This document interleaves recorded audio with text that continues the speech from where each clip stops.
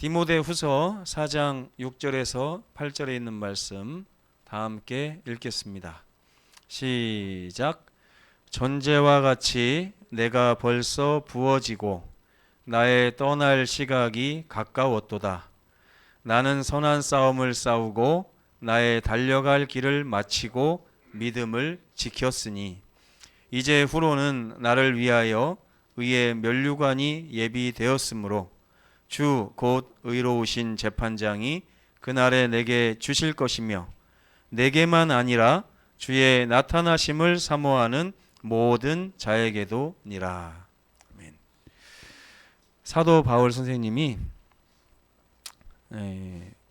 형장의 이슬로 사라지기 얼마 전에 남긴 말씀입니다. 나의 떠날 시각이 가까웠도다. 보통 사람이 죽음을 앞두게 되면 마음이 슬퍼질까요? 기뻐질까요? 어떨 것 같습니까? 굳이 우리가 체험해 보지 않아도 많은 죽음들을 우리가 겪어왔기 때문에 사람의 죽음이 결코 기쁜 일이 아니라는 사실을 잘 알 것입니다. 사도 바울 선생님은 나의 떠날 시각이 가까웠는데 나의 지나온 삶을 회상하면서 이런 말을 하는 것입니다. 나는 선한 싸움을 싸우고 나의 달려갈 길을 마치고 믿음을 지킨 사람이다. 이제 후로는 뭐가 남아있다고요? 내가 죽고 난 이후에는 의의 면류관이 예비되어 있으므로 의로우신 재판장께서 그날에 나에게 주실 것인데 그것은 나에게만 주는 것이 아니라 주님의 나타나심을 사모하는 모든 사람에게도 똑같이 그 상급을 주실 것이다 라는 믿음을 나타내었습니다. 얼마나 하나님을 향한 이 사도 바울 선생님의 이 마음이 애틋한지 그리고 그의 믿음이 확신에 차 있는지를 볼 수가 있겠습니다. 우리는 한 주일 동안에 증인이 무엇인지에 대해서 몇 번 이야기를 나눴는데요. 오늘 저는 다시 한번 이 신약에 나온 증인들의 삶을 조명하면서 여러분과 함께 우리도 함께 증인의 길을 가지 않겠느냐 하는 음성을 들려드리고자 합니다. 예수께서 승천하신 이후에 이 지구의 역사는 교회들에 의해서 진행되어 왔습니다. 그리고 이 교회의 역사는 바로 증인들의 역사입니다. 예수께서는 당신의 사역에 부르신 증인들에게 위대한 권능을 약속하셨습니다. 지금 잠깐 소란스러워서 여러분들 잠깐 지금 주의를 뺏겼거든요. 다시 한번 말씀을 드릴게요. 교회의 역사는 누구의 역사라고요? 증인들의 역사예요. 증인들의 역사. 그리고 예수님은 당신의 사역에 부르신 이 증인들에게 무엇을 주신다고 약속하셨어요?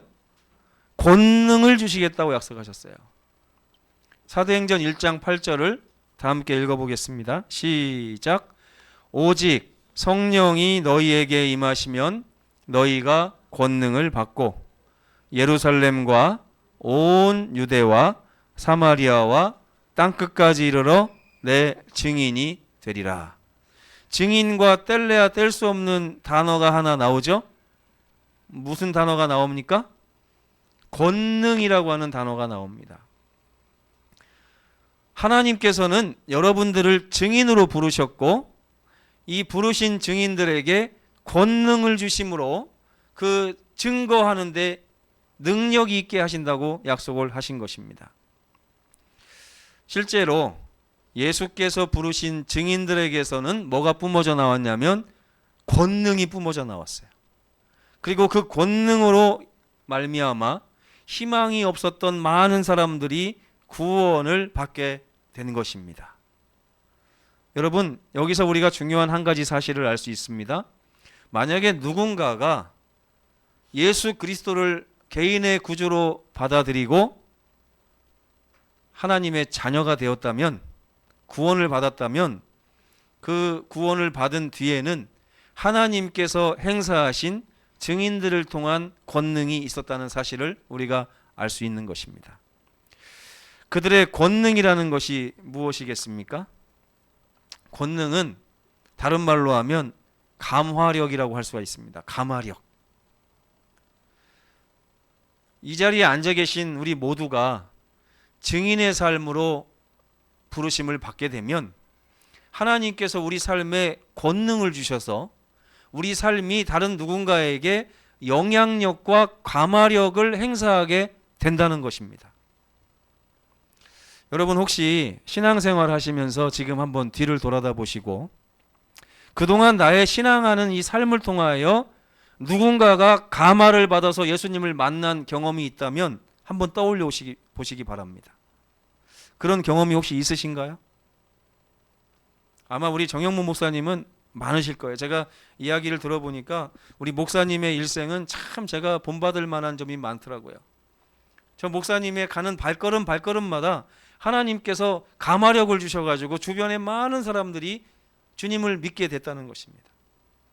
근데 요즘에 제가 우리 재림교회 또 성도들을 보고 또 우리 제 자신을 살펴보고 하면 우리에게서 나가는 감화력이 많이 미비해졌다는 생각이 들어요. 나의 삶을 보고 배우면서 나도 당신처럼 주님을 만나겠습니다 라고 하는 사람들이 갈수록 줄어드는 것입니다. 제가 이번에 이 증인에 대해서 연말 기도주일 말씀을 읽으면서 증인에게는 정말 권능이라는 것이 있구나.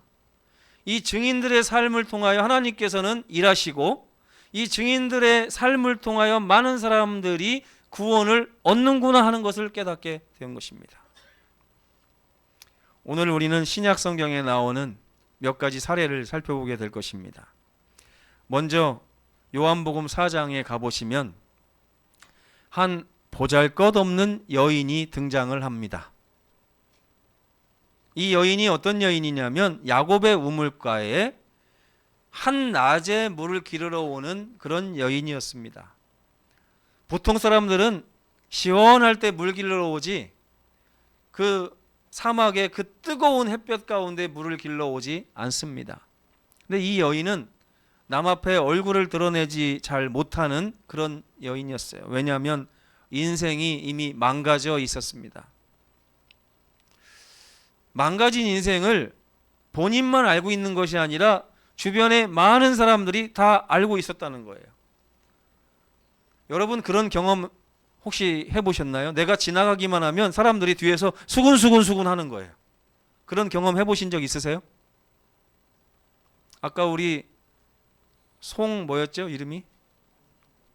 송솔나무. 이름이 참 특이한데 송솔나무라는 그 청년도 학교 다닐 때 왕따를 당했다고 그러잖아요. 내가 지나가기만 하면 수근수근 하는 거예요. 견디기 힘든 모멸감을 받게 되는 것입니다. 이 망가진 인생 때문에 그 여인은 많은 질타를 받고 사람들을 피해서 사람들이 없는 때에 물을 길러 나오는 것입니다. 예수님의 말씀에 의하면 그 여인은 5번의 결혼을 했어요. 한 번만 결혼을 다시 해도 욕을 먹는 그런 세상에 5번이나 결혼을 한. 만약에 남편이 다 죽었다고 그러면 남편을 잡아먹는 여자라고 했겠죠. 그렇죠? 남편이 죽지 않았다면 이 남자 저 남자 바꿔다니면서 이렇게 사는 아주 음탕한 여인으로 또 욕을 먹었을 것입니다. 외톨이 삶을 살던 이 보잘것없는 여인이 야곱의 우물가에 물을 길러 나올 때에 예수께서는 아주 먼 길을 돌고 돌아서 그 여인을 만나러 오셨습니다.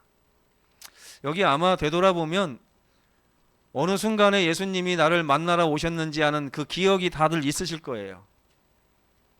저 같아도 아주 수많은 시간 동안에 예수님 싫다고 도망다녔던 기억이 있는데 그때 끝까지 저의 곁에 오셔서 저를 만나러 오셨던 예수님을 제가 기억하고 있습니다. 그 여인은 그날 그분을 만나고요. 예수님을 만난 후에 사람이 확 변하게 됩니다. 그리고 동네로 돌아가더니 그동안 나를 욕하던 멸시하던 많은 사람들에게 막 문을 두드리면서 얘기하는 거예요. 나와 보시라고. 뭐라고 하면서 나왔을까요? 동네 어르신들이 이 여자가 미쳤나? 그러면서 나왔을 거예요. 평소에는 우리 눈 보기가 무서워서 피해 다니던 이 여자가 왜 웬일로 우리 집을 두드리면서 나를 나오라고 하는가? 이렇게 말합니다. 내가 행한 모든 일을 나에게 말한 사람을 와서 보라. 이는 성경에서 약속했던 그 그리스도 메시아가 아니냐? 너무나 기쁜 나머지 자기의 처지도 모른 채 막 두드리면서 내가 오늘 성경에서 약속한 그 메시아이신 그리스도를 만났습니다. 와서 보십시오. 권능이 생겼습니다. 멸시받던 그 여인을 통하여 한 동네가 예수님을 영접한 엄청난 사건이 요한복음 4장에 나오고 있습니다. 예수님께서 이 세상에 오셨을 때 내가 메시아다라고 얘기한 적이 있을까요? 없을까요? 이스라엘 백성들에게 단 한 번도 없었습니다. 왜냐하면 이스라엘 백성들은 아직 그 말을 들을 준비가 안 돼 있었어요. 근데 오직 유일하게 이 사마리아라고 하는 멸시받는 동네에 수가라고 하는 동네에 가서는 너에게 말하는 내가 바로 그 메시아다라고 이 한 여인에게 밝힌 것입니다. 엄청난 일이 이 여인에게 있었던 거예요. 그 여인은 그날 영생하도록 솟아나는 하늘의 샘물을 만나게 되었습니다. 그 영생하도록 솟아나는 하늘의 샘물을 만났을 때 그 여인에게 권능이 나타났어요. 그리고 그 여인이 가서 문을 두드리고 말했을 때 그 사람들이 이 여자 미친 거 아니야? 이렇게 반응했을 수도 있지만 어떻게 했어요? 다 나와서 예수님을 만나서 예수님과 이야기를 하다 보니까 또 다른 확신에 이르게 된 것입니다. 뭐라고 얘기해요? 내가 오늘 메시아를 믿는 것은 이 여인의 말을 듣고 믿는 것이 아니라 내가 직접 이분을 만나고 나는 믿게 되었다라고 하는 고백을 하게 된 것입니다. 한 사람이 영생하도록 솟아나시는 예수님의 그 샘물을 맛보았을 때 그 증인이 주는 그 가마력은 엄청났습니다. 바로 여기 계신 그 누구라 할지라도 그 한 분이 영생하도록 솟아나시는 샘물을 만나게 될 때 여러분들은 한 마을을 통째로 구원할 수 있는 권능을 갖게 될 것입니다. 그런 권능을 사모하시지 않겠습니까? 네. 사도행전 9장에 가보면 욥바의 다비다라고 하는 그런 도르가라고 하는 여인의 이름이 등장을 합니다. 근데 이 여인은 성경에 왜 등장하게 됐냐면 그 여인의 이야기를 하게 된 이유가 뭐냐면 그 여인이 죽었기 때문입니다. 사도행전 9장에 보면 욥바에 있는 다비다라고 하는 여인이 이러이러한 여인이었는데 그 여인이 죽었다 그랬어요. 한 여인이 죽었는데 이것이 왜 성경에 기록이 됐을까요? 평소에 그녀를 통하여 예수님을 만나고 구제를 받고 구원을 받았던 많은 과부들이 갑자기 이웃 마을에서 베드로라고 하는 예수님의 제자가 사람들의 병을 치료한다는 얘기를 듣고 베드로를 초청한 것입니다. 베드로가 왔더니 모든 과부가 베드로 곁에 서서 울면서 베드로의 바짓가랑이를 붙잡고 막 이야기를 하는 것입니다. 그러면서 무슨 얘기를 해요? 이 옷이 바로 이 여인이 준 옷이에요. 이 겉옷도 이 여인이 준 것이고 내가 이렇게 살게 된 것도 이 여인 때문입니다. 그러면서 뭐라 그래요? 이 여인을 살려주십시오. 살려주십시오. 그랬더니 베드로가 뭐라고 말했어요? 다비다야 일어나라. 예수의 이름으로 너에게 명하노니 다비다야 일어나라. 그랬을 때 다비다가 일어났어요. 온 요파 사람이 이 얘기를 알고 많은 사람이 주를 믿게 되었다는 것입니다. 한 여인의 죽음은 그 여인의 모든 삶을 요약합니다. 그 여인의 죽음을 맞닥뜨렸을 때 욥바에 있는 모든 사람은 그 여인을 보면서 그 여인이 그동안에 예수님을 만나서 어떻게 살아왔는지를 다 깨닫게 됐어요. 한 여인의 삶을 되돌아보면서 그분의 삶이 얼마나 큰 가마력 가운데 있었는지를 생각해 보게 된 것입니다. 근데 이렇게 잊혀져 버릴 그 다비다의 삶을 하나님께서 베드로를 보내셔서 다시 한번 부활시키시면서 그 얘기가 온 동네에 퍼지게 하셨어요. 그리고 나서 욥바 사람들은 이 다비다라고 하는 여인이 이런 아름다운 삶을 살게 된 것이 바로 하나님 때문이었구나 하는 사실을 알게 된 것입니다. 그래서 그 여인은 죽음을 통하여 그의 삶이 하나님으로부터 비롯됐다는 사실을 전도한 것입니다. 그 여인의 죽음을 통하여 욥바라고 하는 동네에 너무나 많은 사람들이 주님을 다시 만나게 됐다는 것입니다. 다비다의 삶은 그렇게 사람들에게 보여졌고 그들을 구원하게 된 것입니다. 여러분도 죽을 날이 얼마 남지 않았습니다. 맞죠? 제가 괜한 말 하는 겁니까? 아니죠? 저도 생각해 보니까 오늘로써 18,500일 정도 살았더라고요. 제가 여기 컴퓨터에 보면 제가 며칠 살고 있는지가 다 표시가 됩니다. 매일매일 제가 봅니다. 이거를. 밥을 한 5만 몇 그릇 먹었더라고요. 제가 지금까지 태어나서. 근데 얼마 남지 않은 이 삶을 하나님께서 요약해서 누군가에게 보여주실 수도 있다는 거예요. 만약에 여러분의 삶을 요약해서 하나님이 누군가에게 보여준다고 할 때 그 사람에게 여러분의 삶이 가마력을 행사해서 그 사람을 하늘로 이끌 수 있다면 여러분의 삶은 얼마나 가치 있는 삶이 되겠습니까? 아마 우리 정영무 목사님께서 인생의 마지막을 정리하실 때 저는 아마 정 목사님의 인생을 제가 무슨 수를 써서라도 그 자녀들에게 알려달라고 해서 막 들을 거예요. 그래서 목사님의 삶을 가지고 다른 누군가에게 복음이 되고 희망이 되기를 저는 마음에 준비를 하려고 합니다. 우리 목사님뿐만 아니라 여기 계신 모든 장로님들과 집사님들의 삶이 요약이 돼서 다른 누군가에게 전도가 되는 그런 아름다운 증인의 삶이 되기를 간절히 바랍니다.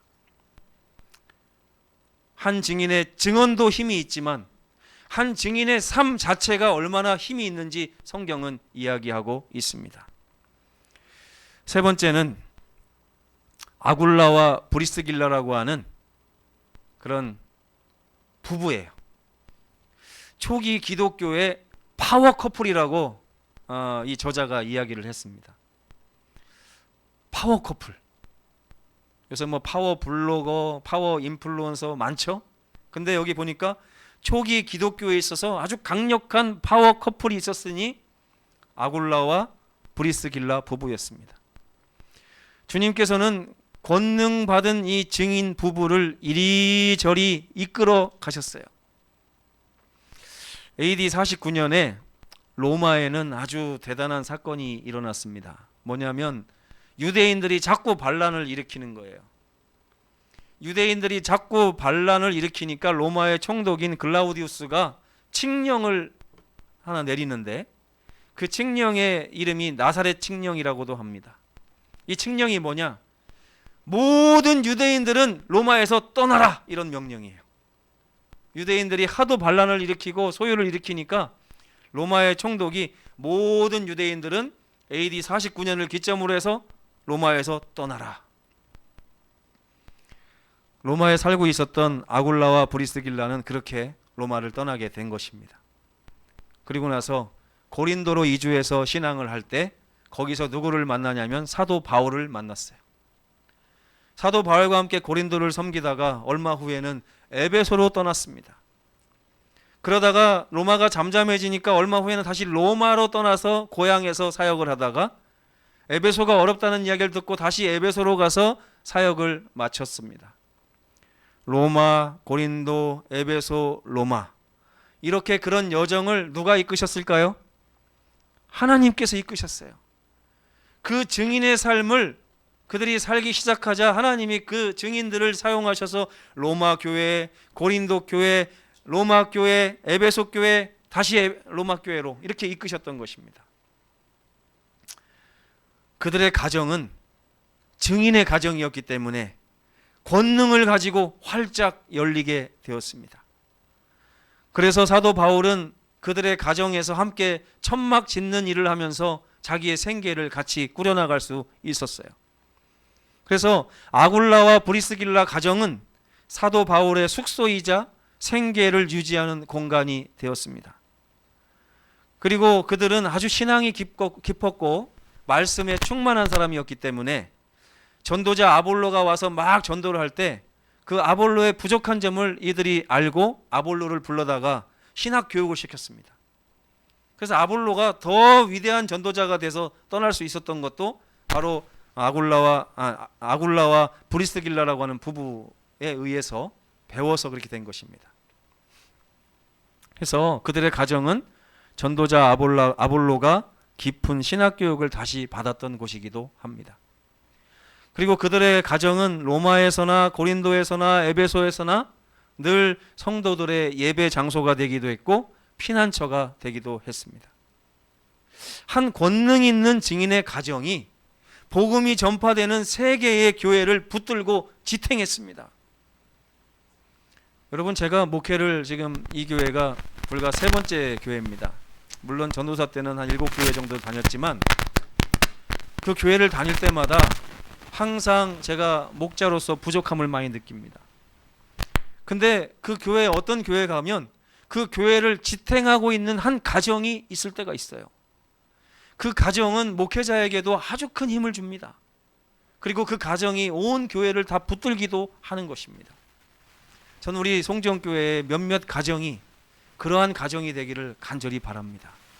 이 교회를 붙들고 지탱하고 성도들의 피난처가 되고 쉼터가 되고 선교사들을 많이 양성해내는 그런 가정이 되기를 바랍니다. 이 아굴라와 브리스길라라고 하는 이 한 가정이 이렇게 새 교회를 붙들고 사도들을 붙들어주고 공양하고 선교자들의 쉼터가 되는 그런 아름다운 교회의 역할을 감당했다는 사실입니다. 이런 엄청난 권능이 우리 송정교회에도 이르게 되기를 간절히 바랍니다. 4번째는 사도 바울의 이야기를 하겠는데요. 특별히 사도 바울의 죽음에 대해서 이야기를 하려고 합니다. 증인들의 삶은 하나도 버릴 것이 없습니다. 아까 그 다비다의 이야기도 그랬지만 심지어 그들은 죽음 가운데서도 그 엄청난 권능을 나타내기도 하는 것입니다. 제가 알기로 몇몇 장로님은 돌아가시는 그 장례식을 통하여 그 자녀들을 주님께 인도하신 분들이 있습니다. 제가 그분들의 삶을 요약해서 그 자녀들에게 들려줬을 때 그 자녀들이 평소에 이분들의 바람이 자녀가 구원받는 거라는 사실을 깨닫고 교회에 출석하기 시작했습니다. 우리가 잘 아는 사도행전 7장 58절에 보면 스데반이 죽었을 때 그 옆에 사도 바울이 있었어요. 물론 그때는 아직 회심하기 전이었지만 그 스데반의 얼굴을 보고 나서 사도 바울이 많은 감동을 받았다고 사도행전에는 기록이 되어 있습니다. 그리고 오늘 또 우리는 사도 바울의 죽음에 대해서 이야기를 할 텐데 이 사도 바울은 엄청난 가마력을 가지고 있던 사람이었어요. 그 가마력을 누가 두려워했냐면 로마의 황제와 총독들이 두려워했어요. 그래서 사도 바울을 잡아다가 죽이려고 할 때도 사도 바울 사형 선고를 했을 때도 백성들에게 알리질 않았습니다. 보통은 북한에서도 보면은 잘못한 사람을 잡아다가 공개 처형을 합니다. 그렇죠? 공개 처형을 하는 이유가 뭐예요? 이렇게 까불면 이렇게 돼 하고 보여주는 거 아닙니까? 근데 마땅히 사도 바울도 잡아다가 공개 처형을 해야만 그리스도인들이 예수님 믿는 걸 포기하고 소요를 일으키지 않을 텐데 오히려 이 지도자들이요 사도 바울의 사형을 아주 은밀하게 진행을 했다는 거예요. 왜요? 사도 바울을 죽였을 때 많은 사람들이 그리스도를 배반하고 떠날 거를 예상했다면 공개 처형을 했겠죠. 근데 영향력이 너무 강력하다 보니까 사도 바울을 아주 은밀하게 처형을 했어요. 왜? 사도 바울의 죽음 가운데서 예수님을 발견할 사람이 너무 많을 것 같으니까 두려워서 그렇게 한 것입니다. 그래서 그들은 은밀하게 사도 바울의 사형을 집행했는데 그 사도 바울을 사형시켰던 병사들이 회심을 한 거예요. 대단하지 않습니까? 대단하지 않아요? 사도 바울의 목을 쳤던 그 로마 사람들은요, 고문을 하지 못하게 돼 있습니다. 법적으로. 로마 사람들이 사형을 당할 때는 항상 교수형을 하는 것이 아니라 이렇게 목을 베어 죽이는 단두대형을 이렇게 했습니다. 고문은 하지 못하고 단번에 고통 없이 죽이게 돼 있어요. 근데 그것을 집행했던 로마의 병사들이 사도 바울의 죽음을 보면서 감동을 받고 예수님을 개인의 구주로 받아들이게 됐다는 것입니다. 왜 그랬을까요? 그는 죽음에 맞닥뜨렸을 때 다른 사람과 같지 않았습니다. 그의 죽음은 달랐어요.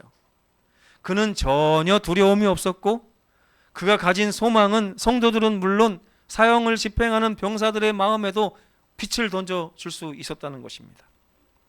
그의 고백은 디모데후서 1장 12절에 기록되어 있습니다. 나는 내가 믿는 자를 알고 있습니다. 그리고 그분께서 나를 구원하셔서 나에게 의의 면류관을 주실 것을 나는 확신합니다. 그렇기 때문에 나의 사형을 집행하는 당신들이라 할지라도 하나님은 당신들을 환영하고 기다리고 계시니 당신들도 나처럼 소망을 갖는 사람이 되십시오. 이런 그의 죽음에 엄청난 권능으로 병사들의 마음을 사정없이 두드렸습니다. 그리고 병사들이 회심하게 된 것입니다. 하나님의 증인들에게는 뭐가 있다고요? 권능이 있습니다. 그들의 말에도 권능이 있고 그들의 삶에도 권능이 있고 그들의 헌신과 심지어 그들의 죽음까지도 하나님은 권능을 가지고 사용하신다는 것입니다. 엄청난 가마력이 있습니다. 때문에 사단은 누구를 두려워해요? 증인들을 두려워합니다. 사탄의 엄청난 박해 중에서도 우리 주님은 증인들을 이끄시고 돌보시고 그들의 최후까지 함께 하시겠다고 약속을 하셨습니다. 마태복음 28장 20절에 보면 볼지어다 내가 세상 끝날까지 증인인 너희와 항상 함께 있을 것이다. 이것들을 증언하신 이가 이르시되 증인들아 내가 진실로 속히 오리라. 이렇게 성경이 맞춰지고 있습니다. 오늘도 세상은 증인들을 필요로 하고요. 우리 광주에도 많은 증인들이 필요합니다. 예수님께서는 지금도 여러분을 증인으로 부르시고 계십니다. 이제 한 주일의 연말 기도주일을 마감하면서 여러분들이 주님의 음성에 응답하시기를 구합니다. 여러분도 하나님의 증인이 되기를 예수 그리스도의 이름으로 간절히 기도하고 바라면서 말씀을 마치겠습니다.